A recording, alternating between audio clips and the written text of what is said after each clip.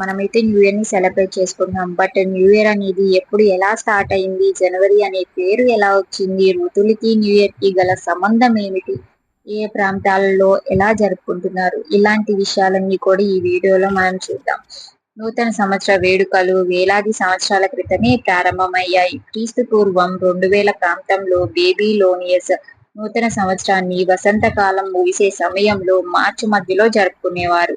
మరి ఇది మనమైతే ప్రస్తుతం జనవరి 1ని జరుపుకుంటున్నాం. మరి ఇది మార్చ్ నుండి జనవరికి ఎలా మారిందో ఇప్పుడు చూద్దాం.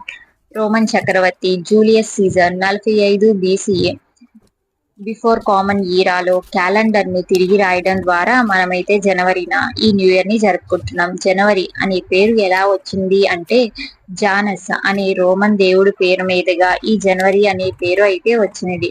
ఈ జనవరిని మనం స్టార్ట్ ఆఫ్ ద ఇయర్ అని కూడా అనవచ్చు. Reflection and renewal. గత సంవత్సరంలో మనం ఏవైతే అనుభవాలను, తప్పులను మనం సరిదిద్దుకోవాలనుకుంటున్నామో దాన్ని బట్టి కొత్త లక్ష్యాలను సెట్ చేసుకునే సమయం అని కూడా అనవచ్చు. చాలా సంస్కృతుల్లో నూతన సంవత్సరం ప్రకృతి మార్పులతో అనుసంధానమై ఉంటుంది అని కూడా జరుపుకుంటున్నారో చూద్దాం.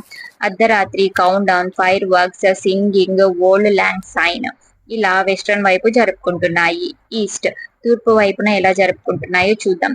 కుటుంబ సమావేశాలు, ప్రత్యేకమైన వంటలు మరియు పితృదేవతల పూజలు ఇలా జరుపుకుంటున్నాయి వెస్ట్రన్ వైపు.